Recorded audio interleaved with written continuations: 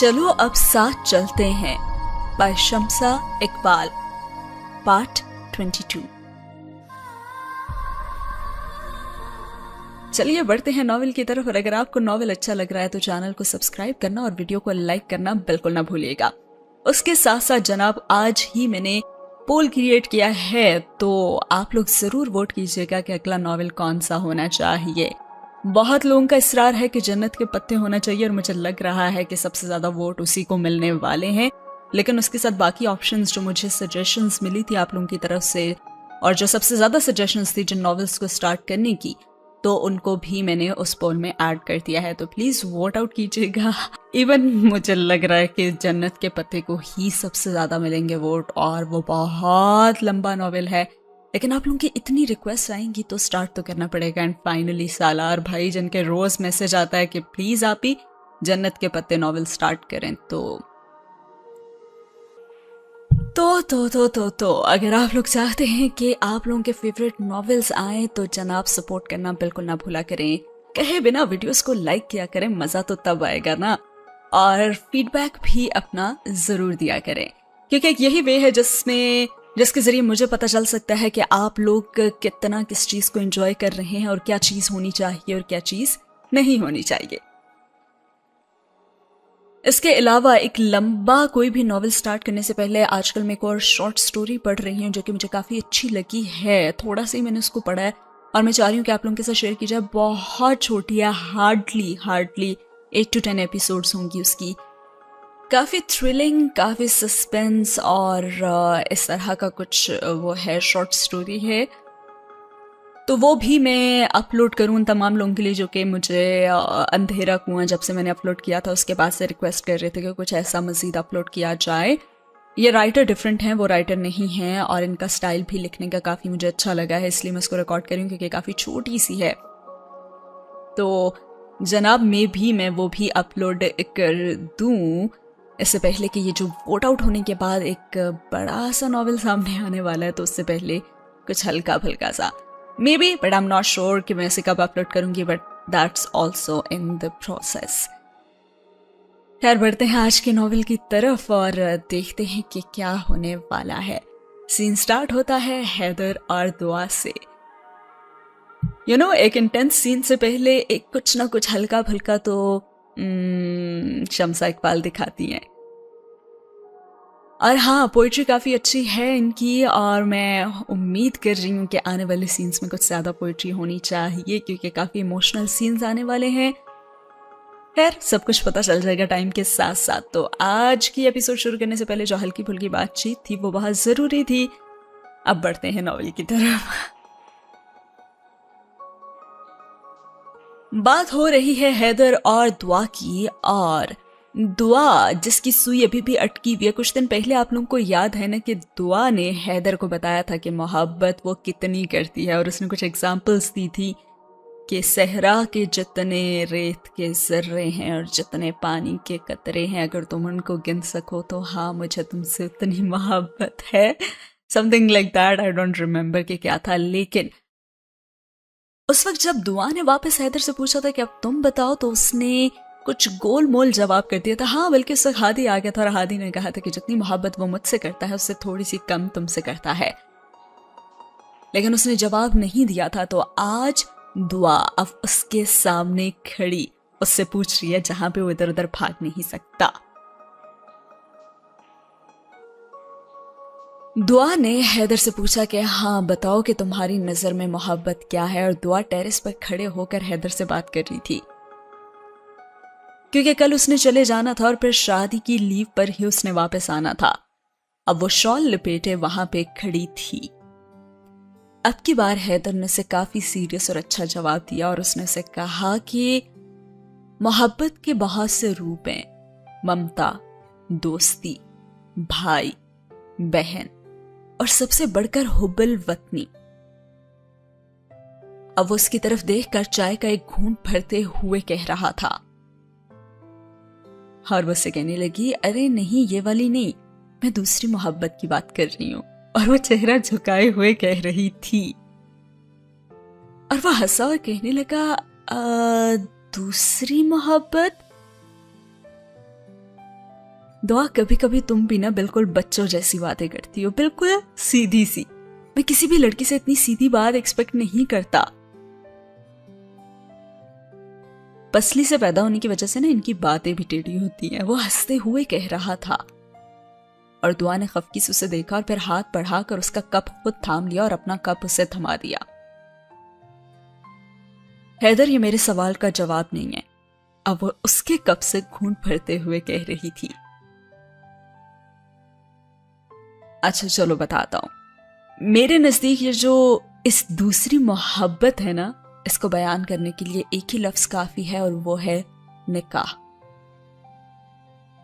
और वो उसने भी मुस्कुराकर उसके कप से चाय का घूंट भरा था, जबकि दुआ की नजरें उसके चेहरे पर रुक गई थी।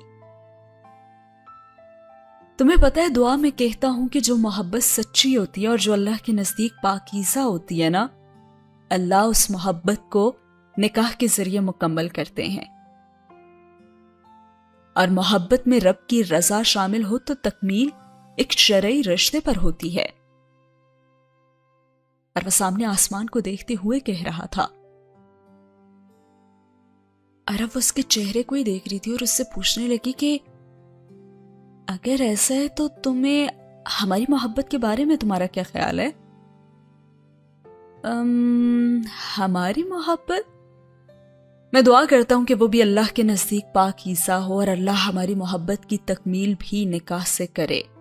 और देखो, अल्लाह ने उसकी तकमील की बुनियाद तो रख दी है। अपनी मोहब्बत की तकमील के लिए अल्लाह के कुन का इंतजार तो सभी को रहता है, लेकिन हाँ, हमारी मोहब्बत पर अल्लाह ने हमारे लिए कुन कह दिया है। देखो तो, इसीलिए तो हमारी शादी होने जा रही है। उसे बहुत ही प्यार से समझा रहा था। और वो फिर उसकी तरफ देखती रही और कुछ देर बाद उसने पूछा कि अच्छा, तुम अब वापस कब आओगे? अब वो कब की तरफ देख रहा था और फिर वो कहने लगा कि शादी से कुछ ही दिन पहले, शादी की लीव लेकर ना। और दुआ ने उसे पुकारा, हैदर जी। वो उसकी तरफ मुड़ा। तुम बहुत अच्छे हो। वो मुस्कुराई थी। अच्छा, क्या सच में? अच्छा बताओ तो कितना? उसकी आंखों में झांकते हुए एक कदम आगे बढ़ा था और दुआ का तो चेहरा ही सुर्ख हुआ था। वो 2 कदम पीछे हटी थी और हैदर उसकी हालत देखकर महजूज हुआ था और अब वो शरारत से मुस्कुरा रहा था। उसने उसका कप पकड़कर साइड पर रखा और फिर से कहने लगा, अरे दुआ, क्या हुआ? मैं तो बस पूछ रहा था कि ये तुम्हारा चेहरा इतना ब्लश क्यों कर रहा है? अरे मैं तो सिर्फ कप रख रहा था, तुमने क्या समझ लिया? हाँ। और वो चीखी और कहने लगी, तुम बहुत बुरे हो हैदर। और साथ ही हैदर का कहकहा बुलंद हुआ था। अच्छा छोड़ो इन बातों को, चलो मैं तुम्हें घर छोड़ आता हूं, इससे पहले कि तुम मेरे बातों के और गलत मतलब अखज़ करो। अस्तग़फिरुल्लाह। पता नहीं तुम मुझे कैसा लड़का समझती हो। तौबा तौबा। और वह शरारत से कह रहा था और दुआ ने उसे घूर कर देखा, मगर उसकी नजरों से कंफ्यूज होकर उसने फिर नजरें झुका ली और उसके साथ कदम से कदम मिलाकर बाहर को चल दी। और साथ ही हुआ ये सीन खत्म।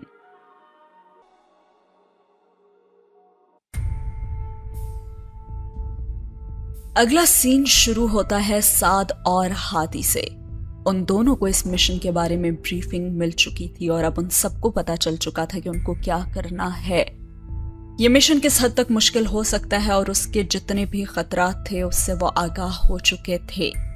अब कमांडेंट के ऑफिस से आने के बाद साद और हादी सोफे पर बैठे थे, लेकिन दोनों ही अब तक खामोश थे। साद ने एक लफ्ज तक ना कहा था और फिर हादी ने उस खामोशी को तोड़ा और साद को मुखातिब किया और कहा, साद। जी भाई। वो उसकी तरफ ही देख रहा था। क्या तुम ये कर लोगे? वो उससे पूछ रहा था। आपको क्या लगता है भाई? वो उल्टा हादी से सवाल कर रहा था। मुझे तुम्हारी काबिलियत पर कोई शक नहीं है साद, वो मुस्कुरा कर कह रहा था और साद सोफे पर लेटते हुए सर हादी की गोद में रखा उसने। और फिर फौरन हादी ने उसे परे धकेलते हुए कहा कि साद, ये तुम लड़कियों की तरह क्यों बिहेव करते हो? मैं कोई तुम्हारा महबूब तो नहीं हूं जिसकी गोद में तुम सर रख कर लेट जाते हो। चलो हटो। और साद ने उसका हाथ पकड़कर कहा कि मैं ये कर लूंगा भाई। और फिर तो हादी के बाकी अल्फाज मुंह में ही रह गए। वो अब साद को देख रहा था जो सामने आतिशदान में जलती लकड़ियों को देख रहा था। भाई, आपको पता है, जब भी आपको और हैदर भाई को किसी मिशन पर जाते देखता था ना, तो दुआ करता था कि अल्लाह मुझे भी ऐसा मौका दे। और देखें, मेरी दुआ कबूल हो गई है। मुझे चुना गया है पूरी यूनिट में से, और मुझे ही ये करना है भाई, वो कह रहा था। और फिर साद कहने लगा कि हम में से हर एक किसी भी ऐसे मिशन पर जाने से पहले खत लिख कर जाता है ना घर वालों के लिए, कि अगर वो शहीद हो गया तो उसके अल्फाज और जज्बात उसके घर वालों तक पहुंच जाएं। और भाई, मैं सोच रहा हूं कि मैं क्या लिखूं। वो अब भी संजीदा था और हादी के दिल को कुछ हुआ था। ये लिखूं कि सब मुझे याद रखना, ऐसा वो लिखने की तो जरूरत है ही नहीं, क्योंकि साद चीज ही ऐसी है कि उसके कहे बगैर भी लोग उसे याद रखेंगे। माही आपी के लिए क्या लिखूं कि अपना ख्याल रखना, क्योंकि अब आप उनके साथ होंगे ना उनका ख्याल रखने के लिए, तो मुझे वो लिखने या फिर कहने की जरूरत भी नहीं है। और ममा का ख्याल भी तो आप रख लेंगे ना। और हाँ, पापा। और फिर वो रुका था। पापा तो कहेंगे देखो नालायक कहीं का। वो हंसा था। साद, हादी ने उसे रोकना चाहा, और फौरन साद बोला कि मैं खत नहीं लिख सकूंगा भाई, इसलिए सब आपको बता रहा हूं। वो मुस्कुराया था और जिंदगी से भरपूर मुस्कुराहट थी उसकी। पापा तो वैसे भी एक मिलिट्री पर्सन है। उन्होंने अपने हाथों से कई ऑफिसर्स के शहीद होने पर अपने हाथों से परचम उनके वरसा को थमाया है। वो समझ जाएंगे कि मैं कामयाब ठहरा। और आप और हैदर भाई? और यकदम ही संजीदगी कहीं गायब हो गई थी और शरारत चेहरे पर रक्स करने लगी थी। आप दोनों, अरे वाह, आप दोनों ऐसा करें कि मेरी सारी फेवरेट चीजें ना मुझे ला दें, क्योंकि अगर मैं शहीद हो गया ना तो आप दोनों को दुख होगा और बाद में आप लोग खुद को कोसेंगे कि क्यों साथ की बात नहीं मानी थी आप लोगों ने।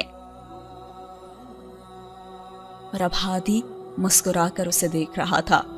सारे इमोशनल सीन का बेड़ा गर्क कर दिया तुमने साद। हादी उससे कहने लगा, अरे भाई, मैं इससे ज्यादा देर के लिए कभी सीरियस हो भी तो नहीं सकता ना, बहुत मुश्किल काम है मेरे लिए ये। वो शरारत से अपनी आंखें पटपटाते हुए कह रहा था। हाँ भाई, अब इतना तो अंदाजा हो चुका है मुझे। हादी ने भी सर हिलाते हुए कहा। अरे तो चले ना, जैकेट दिलाएं मुझे चलकर, मुझे घर जाना है, फिर वापस आकर सब तैयारी भी तो करनी है ना। और देखिए, मुझे पैसे भी नहीं दिए आपने। साथ जल्दी से जूते पहनते हुए बोला। वाह मेरे भाई, कोई मौका जाने ना देना तुम फायदा उठाने का। और पैसे तुम क्या अपना जहेज इकट्ठा करने के लिए रख रहे हो? हादी ने उसे शर्म दिलानी चाहिए। अरे अरे, जिंदगी का मजा पापा और भाई के पैसे उड़ाने में तो है, और ममा के हाथ का खाना खाने और फिर हैदर भाई की टांग खींचने में ही तो है। वो हंसते हुए बोला। और अपने पैसे डोनेट करने में भी। और अब वो उठकर दरवाजे के पास पहुंचा। और फिर हादी भी उठा और कहने लगा, अच्छा चलो दिला देता हूं मैं तुम्हें जैकेट। हादी भी उठकर दरवाजे की जानिब बढ़ा था और साथ हंसते हुए उसके साथ चल दिया। अब वो घर जा चुके थे और अब हादी, हैदर और साद इस वक्त हैदर के घर में मौजूद थे। जाने से पहले वो एक दिन के लिए घर आए थे और अब वो घर में ही मौजूद थे और साद बैग खोलकर सारी चीजें उन्हें दिखा रहा था। हैदर भाई, ये वॉच मैंने आपके लिए लिया है और ये आपका परफ्यूम। साद हैदर को वो चीजें थमाते हुए बोला। सिर्फ जैकेट लेने की बात हुई थी साद, और तुमने तो शादी की सारी शॉपिंग कर ली। हादी उसे घूरते हुए बोला था, जिसने जैकेट के बहाने उसे मार्केट ले जाकर उसके पैसों से कपड़ों से लेकर छोटी से छोटी चीज तक खरीद ली थी। अरे भाई, वो छोटा भाई ही क्या जिसने बड़े भाई के पैसों पर ऐशी न की हो। लापरवाही से बोलते हुए फिर हैदर को चीजें दिखाने लगा। बस जूते रह गए और टाई, वो आप लाकर देंगे ना मुझे। बाकी एक परफ्यूम भी आपने मुझे लाकर देना है। और वो हैदर से कह रहा था और अब मजीद सोच ही रहा था कि उसे क्या क्या चाहिए। तभी हैदर ने तंज करते हुए कहा कि हाँ, तुम्हारे झुमके और पायल भी ला देता हूं ना मैं तुम्हें। अरे नहीं, वो आप बाद में ला दीजिएगा, जब शादी के बाद मुझे अपनी वाइफ को गिफ्ट करने होंगे, ठीक है। वो भी ढिठाई की इंतहा पर था। यानी कि तुमने कसम खा रखी है कि सारी जिंदगी हमारे पैसों पर ऐश ही करनी है तुमने, और बीवी को गिफ्ट भी तुम हमारे पैसों का दोगे। हैदर आंखें खोले उसे देख रहा था। अरे मेरे पैसे आप दोनों रख लीजिएगा ना, मगर आप दोनों के पैसे खर्च करने में जो मजा आता है ना भाई, वो किसी चीज में नहीं है, ट्रस्ट मी। वो दांत निकालते हुए कह रहा था। और साद ने फिर से उन्हें इमोशनल करना चाहा और कहने लगा कि वैसे अगर मैं शहीद हो गया तो सबसे ज्यादा किस बात पर मिस करेंगे मुझे आप दोनों। अब हादी और हैदर भी उसका प्लान जान चुके थे कि उन दोनों को इमोशनल करने की कोशिश कर रहा था, और वो दोनों इकट्ठे बोले कि पे मिलने पर, और साथ ही दोनों का कहकहा बुलंद हुआ था। हाँ, ठीक है, मत करें एहसास अभी आप लोग मेरे मरने के बाद ना आपको एहसास होगा, देख लेना। और साद ने चेहरे पर उदासी सजाए अदाकारी की इंतहा करते हुए कहा, अरे नेक लोग जल्दी मरते हैं, तुम टेंशन मत लो साद, टेंशन तो मुझे होनी चाहिए। हैदर ने उसका कंधा थपकते हुए उसी के अल्फाज लौटाए थे। और अब हादी ने उन दोनों से सवाल किया, अच्छा ये बताएं कि मेरी कौन सी बात सबसे ज्यादा मिस करोगे अगर मैं शहीद हो गया तो। और फौरन से साथ बोला कि पनिशमेंट मिलने पर, और जब पैसे नहीं होंगे मेरे पास, तब बहुत मिस करूंगा मैं आपको। साथ ने हादी की अपने और हैदर को इमोशनल करने की कोशिश को नाकाम बनाते हुए कहा, और हादी ने कुशन उठाकर उसे मारा और कहा, अरे मरो तुम तो, दफाओ। अच्छा खैर छोड़ो इसकी बातों को, तुम बताओ ना हैदर। वो हैदर की जाने मुड़ा था। हैदर कुछ सोचते हुए कहने लगा कि मेरी जिंदगी की तो हर अच्छी याद तुम्हारे साथ जुड़ी है, और हर बुरे वक्त में तुम्हारा साथ मेरा हौसला बढ़ाता है। तुम्हारी दोस्ती और साथ की मोहब्बत से मेरी जिंदगी मुकम्मल है। कोई मुझसे पूछे ना कि दोस्ती क्या है, तो मैं कहूंगा कि दोस्ती तुम्हारा और साथ का साथ है, और तुम दोनों का प्यार है। जिंदगी की हर सांस पर तुम्हारी याद आएगी। और हैदर ने आगे बढ़कर हादी को गले लगाया था, और फौरन ही इस इमोशनल सीन को खत्म करने के लिए साथ कहने लगा कि अरे भाई जा तो मैं रहा हूं, और इमोशनल आप दोनों हो रहे हैं। न्यूली वेड कपल की तरह आप दोनों को बस रोमांस करने का ना मौका चाहिए होता है। और साथ की बात पर तो दोनों झट से अलग हुए। वैसे तुम भी ना कभी कभी हद कर देते हो। साथ हादी ने उसे घूरा, और अब क्या हैदर ने उन दोनों से पूछा,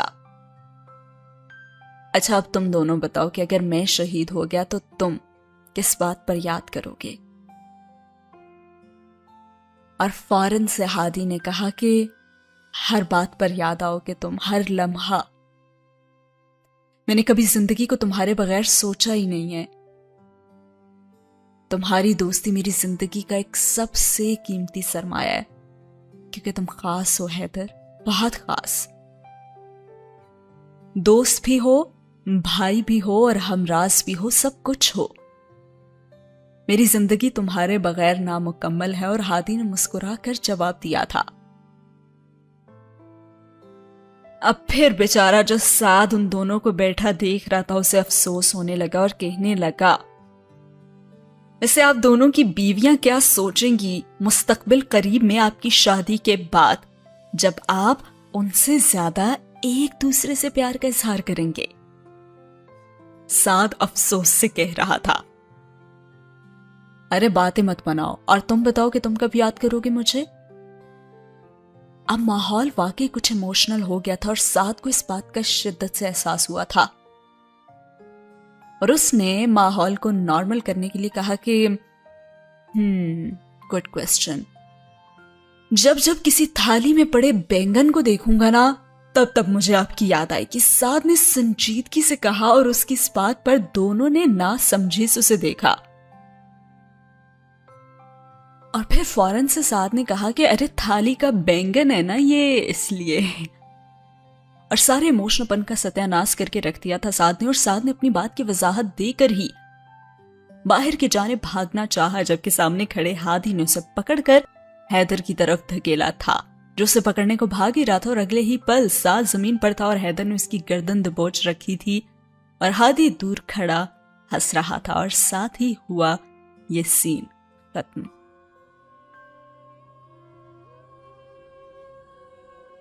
अब अगला सीन शुरू होता है माही और हैदर से। माहीन दुआ के जाने के बाद अपने कमरे में जाने ही को थी जब हैदर ने उसे पुकारा और कहा, माही। और माहीन मुड़कर देखने के बाद उसके सामने सोफे पर आकर बैठी और कहने लगी, जी भाई। माहीन उसकी जानिब देखते हुए कह रही थी, शॉपिंग हो गई है सारी? वो माहीन से पूछ रहा था। जी भाई, बस वो निकाह का ड्रेस। और फिर वो रुकी थी। हाँ, वो हादी ने कहा है कि सुबह हम चलेंगे तो वो ले लेंगे, इसके अलावा और कुछ? वो फिर पूछ रहा था और माहीन ने नफी में सर हिलाया। तुम खुश तो हो ना माही? मैंने तुम्हारे लिए हादी को सिलेक्ट किया, तुम्हें एतराज तो नहीं है ना? वो पूछ रहा था। अरे भाई, आप अगर हादी के बजाय किसी और को भी मेरे लिए चुनते ना तो मुझे कोई एतराज ना होता, वो मुस्कुरा कर कह रही थी। और फिर हैदर ने उसे पास बुलाया और कहा कि यहां आकर बैठो। और वो उसके साथ आकर बैठ गई और हैदर ने बाजू उसके गिर्द फैलाकर उसे साथ लगाया। मुझे तो यकीन नहीं आता कि तुम इतनी बड़ी होगी हो कि शादी करके हमसे दूर चली जाओगी। अभी कल ही की तो बात लगती है जब 2 पोनियां बनाए मेरे आगे पीछे घूमती थी तुम सारा दिन, और मौका ढूंढती थी ना तुम मुझे पापा से डांट पड़वाने का। उसका सर थपकते हुए कह रहा था। पापा होते तो कितना अच्छा होता ना भाई, वो उदासी से कह रही थी। मैंने हमेशा कोशिश किया कि तुम्हें कभी उनकी कमी महसूस ना होने दूं, फिर भी अगर कोई कमी रही है तो उसके लिए सॉरी। अरे आपने एक भाई, एक बाप और एक दोस्त बनकर मेरी परवरिश की है भाई, मुझे किसी की कमी महसूस नहीं होने दी। और सॉरी मत बोलें आप प्लीज। वो आंखों में आते आंसुओं को अंदर धकेलते हुए बोली। एंड थैंक यू भाई, थैंक यू फॉर एवरीथिंग। वो कुछ देर बाद बोली। किस लिए? हैदर ने सवालिया नजरों से उसे देखा। थैंक यू हर चीज के लिए, पापा की शहादत के बाद मम्मा को संभालने के लिए, मेरे लिए एक भाई से बढ़कर एक बाप की तरह मोहब्बत करने के लिए, एक दोस्त बनकर रहने के लिए। और अब वह रुकी थी क्योंकि आंसू उसकी आंखों से छलक गए थे। एक बड़े भाई का हर फर्ज पूरा करने के लिए, इतनी यंग एज में मेरी और मम्मा की जिम्मेदारी अपने सर लेकर हमारा ख्याल रखने के लिए, अपनी जिंदगी के टीन एज के दिन एंजॉय करने के बजाय हमारी फिक्र में गुजारने के लिए, आर्मी में जाकर पापा की ख्वाहिश पूरी करने के लिए और मुझसे इतनी मोहब्बत करने के लिए भी, और भी सब बातों के लिए जो जो कुछ आपने किया है भाई, उस सब के लिए थैंक्स। अरे इसके लिए थैंक्स कहने की जरूरत नहीं है गुड़िया, हैदर ने उसके आंसू पोंछते हुए कहा था। ये सब तो मेरा फर्ज था ना जो मैं पूरा कर रहा था। तुम्हें और मामा को पापा मेरी जिम्मेदारी और मेरे भरोसे पर ही तो छोड़कर गए थे। तुमने देखा नहीं उनकी आंखों में कितना सुकून था। हॉस्पिटल में मरने से चंद लम्हे पहले उन्होंने मुझसे कहा था कि हैदर, मैं तुमसे ये नहीं कहूंगा कि तुम माहीन का और अपनी मां का ख्याल रखो, क्योंकि मुझे यकीन है कि तुम संभाल लोगे और तुम उनका ख्याल रखोगे। और अब वो भी एक पल को रुका था और उसका गला भी रंध रहा था, और अपने बाप के आखिरी अल्फाज याद करके वो भी शदीद तकलीफ में था।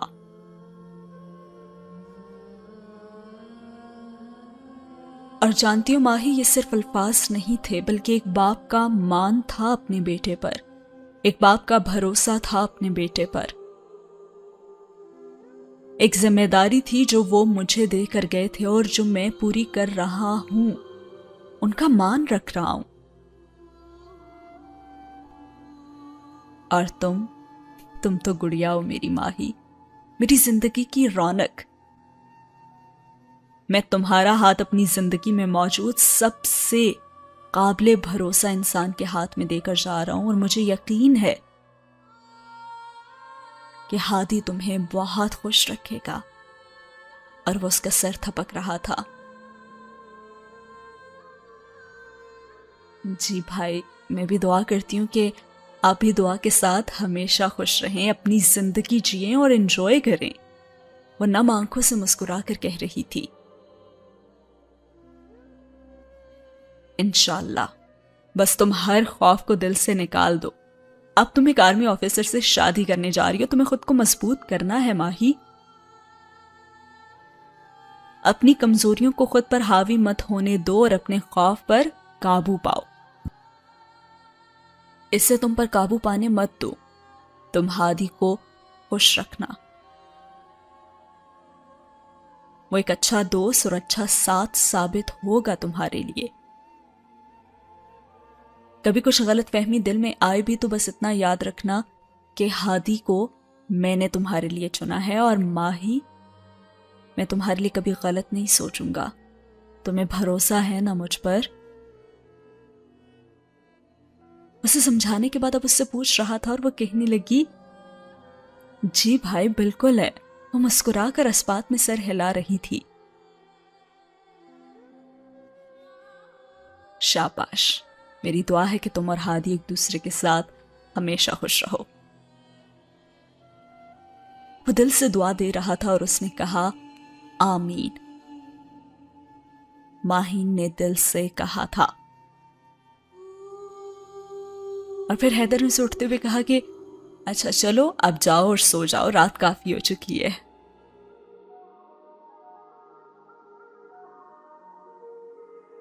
और इसके बाद हैदर ने उठते साथ ही हादी की कॉल रिसीव की और पहले कॉल ना रिसीव करने की उसे वजाहत भी दी। एक्चुअली जब वो हैदर माही से बात कर रहा था तब मुसलसल हादी की कॉल्स आ रही थी, लेकिन वो उसे रिसीव नहीं कर पा रहा था। और फिर उसने वजाहत दी कि यार मैं माही से बात कर रहा था और उसे समझा रहा था कि वो डर को दिल में जगह ना दे, मैं उसका खौफ खत्म करना चाह रहा था। वो हादी से कह रहा था और हादी ने मुस्कुराकर कहा, माही बहुत बहादुर है हैदर, वो खौफ को खुद पर काबू पाने नहीं देगी।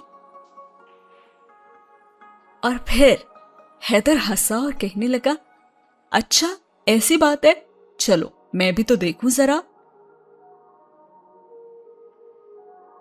और फिर वो ये कहता हुआ माही के कमरे की तरफ गया। अब हैदर क्या करने वाला है? उसने जाते ही कहा कि माही। अभी माहीन दरवाजे के करीब पहुंची थी जब हैदर ने उसे फिर से पुकारा और वह आंसू पोंछते हुए पलटी और कहने लगी, जी भाई। माही बिल्ली। वो चीखा था और साथ ही माहिन की चीखें भी बुलंद हुई और फिर हैदर के कहकहों की आवाज पर उसकी चीख थमी थी। माही दरअसल वो हादी कह रहा था कि तुम बहुत बहादुर हो, तो मैं सिर्फ कंफर्म कर रहा था कि क्या वो ठीक कह रहा है। और ये कहते साथ ही वो कमरे की तरफ भागा था, जबकि माहीन कांपती टांगे लेकर वहीं खड़ी थी और उन दोनों को कोस रही थी। और अब कमरे के अंदर हैदर के कहकहे बाहर तक सुनाई दे रहे थे। साथ ही हुआ ये सीन खत्म।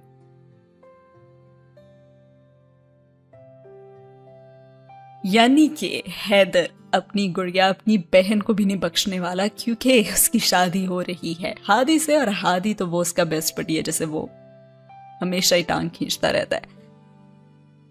खैर यहाँ भी ये सीन खत्म हो चुका है और ये एपिसोड भी यहाँ पे खत्म होती है। कैसी लगी आज की एपिसोड जरूर कमेंट बॉक्स में बताइएगा। मिलते हैं अगले एपिसोड में। अल्लाह हाफिज।